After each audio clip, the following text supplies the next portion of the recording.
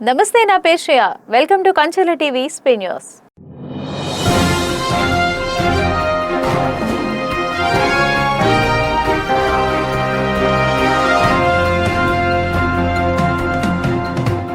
శ్రీ సత్యసాయి జిల్లా పెనుకొండ మండలం పరిధిలోని Kia police station వెనుక భాగంలో ఉన్న మునిమడుగు పంచాయతీ నరసింహాలయం సమీపంలో సోమవారం అప్పుడే పుట్టిన ఓ మగ శిశువు అనాథగా కనిపించడం కలకలం రేపింది. పుట్టిన వెంటనే ఆ బిడ్డను అలా వదిలేయడంపై స్థానికులు తీవ్ర దిగ్భ్రాంతి వ్యక్తం చేస్తూ ఈ ఘటనకు కారణమైన వారిపై శాపనార్థాలు పెట్టారు. అనాథగా లభించిన ఆ శిశువును అధికారులు వెంటనే స్వాధీనం చేసుకుని తగిన సంరక్షణ కోసం శిశుగృహకు తరలిస్తున్నట్లు వెల్లడించారు.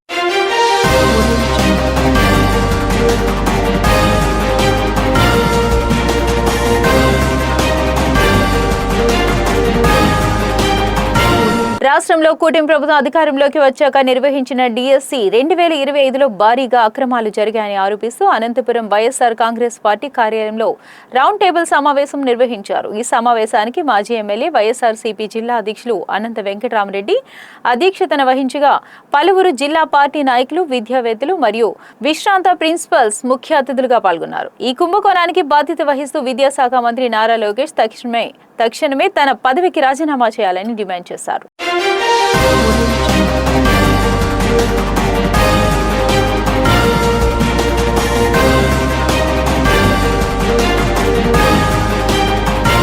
అనంతపురం జిల్లా ఉరవకొండలో రాజకీయ ఉద్రిక్తత నెలకొంది. కూటమి ప్రభుత్వానికి వ్యతిరేకంగా వైసీపీ చేపట్టిన నిరసన కార్యక్రమాన్ని పోలీసులు అడ్డుకోవడంతో ఉద్రిక్త పరిస్థితులు ఏర్పడ్డాయి. మాజీ ఎంపీ గోరంట్ల మాధవ్, మాజీ ఎమ్మెల్యే విశ్వేశ్వర్ రెడ్డిని పోలీసులు అదుపులోకి తీసుకోగా కార్యకర్తలు పోలీసు వాహనాలను అడ్డుకుని నిరసన తెలిపారు. ఉరవకొండ పట్టణంలో కూటమి ప్రభుత్వానికి వ్యతిరేకంగా వైసీపీ శాంతియుత నిరసనకు పిలుపునిచ్చింది. ప్రజా సమస్యలను ప్రభుత్వం దృష్టికి తీసుకెళ్లేందుకు నిర్వహించే నిరసనలు అడ్డుకోవడం సరికాదని నాయకులు అన్నారు.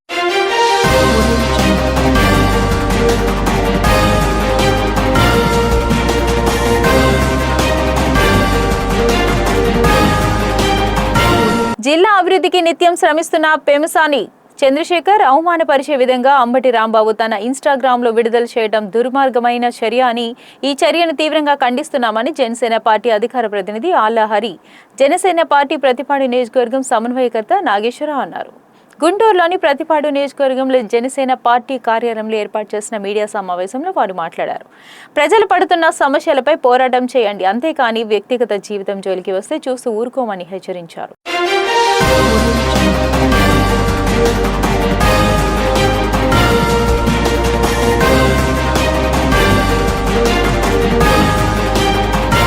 శ్రీ సత్యసాయి జిల్లా పెనుకొండలో రాష్ట్రంలో రాజ్యాంగ సూత్రాలకు తిలోదకాలు ఇచ్చి నారా లోకేష్ ఆధ్వర్యంలో రెడ్ బుక్ రాజ్యాంగం అమలు చేస్తున్నారని మాజీ మంత్రి శంకర్ నారాయణ తీవ్ర స్థాయిలో ఆరోపించారు.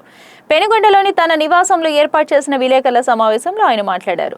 రాష్ట్రంలో కూటమి ప్రభుత్వం పూర్తిగా కక్ష సాధింపు రాజకీయాలు చేస్తుందని, ప్రజాస్వామ్యబద్ధంగా నిరసనలు తెలిపే హక్కులను కూడా హరిస్తుందని దుయ్యబట్టారు. ఉరవకొండలో వైసీపీ చేపట్టిన శాంతియుత ర్యాలీని పోలీసులు అడ్డుకోవడం, ముఖ్య నాయకులను ముందస్తుగా అరెస్టులు చేయడమే ఇందుకు నిదర్శనమని పేర్కొన్నారు.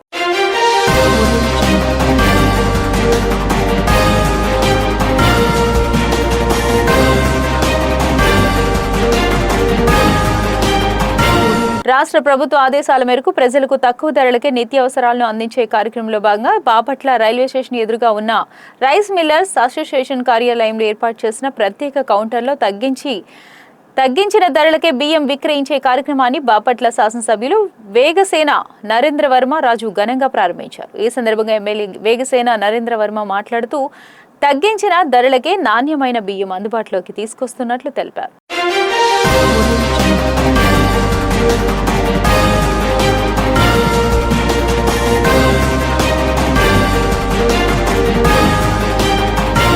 బాపట్ల జిల్లాలో పరుచూరి మండలం పెద్ద జాగర్లమూడి గ్రామంలో ఉన్నటువంటి కమ్మ సామాజిక వర్గానికి చెందిన మానస నాగేశ్వరరావు అనే వ్యక్తి తక్కువ వడ్డీకే బంగారం తాకట్టు పెట్టుకుంటారని చెప్పి అక్కడ ఉన్నటువంటి ఎస్సీ ఎస్టీ కులాలకు చెందిన వారి దగ్గర నుంచి బంగారు తాకట్టు పట్టుకుని బంగారం సుమారు 5 కోట్లకు అమ్ముకుని తన పిల్లలను విదేశాలకు పంపి చదివిస్తున్నారని బాధితులు తెలిపారు. తక్షణమే ఎస్వి బాపట్ల డీఎస్పీతో విచారణ జరిపించాలని, బాధితులు తగు న్యాయం చేయాలని కోరారు.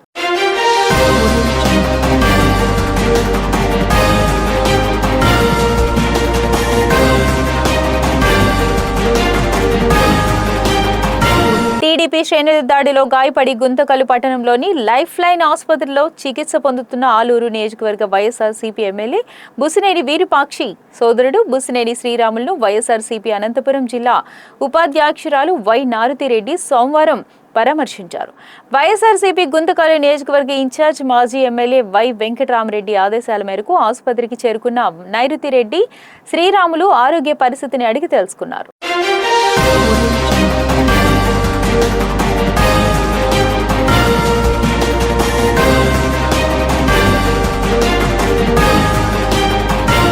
అల్లూరి సీతారామరాజు జిల్లా కొయ్యూరు మండలంలోని ఎంఈఓ కార్యాలయం ముందు గింజర్తి గ్రామస్తులు విద్యార్థులు సోమవారం టెంట్ వేసి శాంతియుత నిరసన చేపట్టారు. తమ గ్రామంలోని పాఠశాలలో 3, 4, 5 తరగతులను వేరే ప్రాంతానికి తరలించాలనే అధికారుల నిర్ణయాన్ని వారు తీవ్రంగా వ్యతిరేకించారు. అయితే గింజర్తి నుంచి చింతలపూడికి 2 కిలోమీటర్ల దూరంలో ఉండటంతో చిన్న పిల్లలను అంత దూరం పంపలేమని తల్లిదండ్రులు ఆందోళన వ్యక్తం చేశారు. అధికారులు వెంటనే స్పందించి తమ సమస్యను పరిష్కరించాలని కోరారు.